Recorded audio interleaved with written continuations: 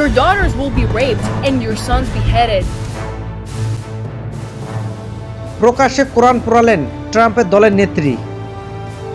যুক্তরাষ্ট্রের টেক্সাস অঙ্গরাজ্যের পবিত্র কোরআন প্রকাশ্যে পোড়ানো রিপাবলিক কংগ্রেসের প্রার্থী ভ্যালেন্টিনা গোমেজ।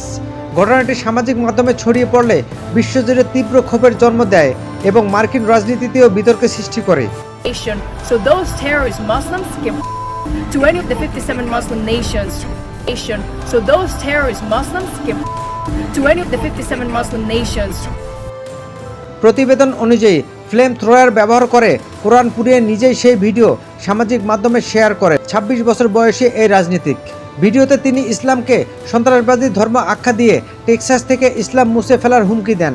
এছাড়া মুসলিমদের 57টি মুসলিম দেশের মধ্যে যে কোনো একটিতে চলে যেতে বলেন।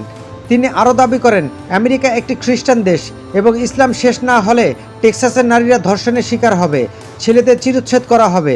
ভিডিওতে ইসরায়েলের প্রতি সমর্থন ব্যক্ত করেন গোমেজ। ঘটনার পর সামাজিক যোগাযোগ মাধ্যমগুলো থেকে তাকে ব্যান করে দেওয়া হয়েছে, তবে এখন এক্সে টুইটার তার অ্যাকাউন্ট চালু রয়েছেন। এ নিয়ে ইলন মাস্ক সমালোচনার মুখে পড়েছেন। কাতারের পররাষ্ট্র মন্ত্রণালয়ের জ্যেষ্ঠ কর্মকর্তা শেখা আলী আলমারি এই ঘটনার তীব্র নিন্দা জানিয়ে বলেন, যদি সত্যিই তিনি খ্রিস্টানের প্রতি উদ্বিগ্ন হতেন তবে নিপীড়নের শিকার মানুষদের পাশে দাঁড়াতেন, জায়নিস্টদের পাশে নয়।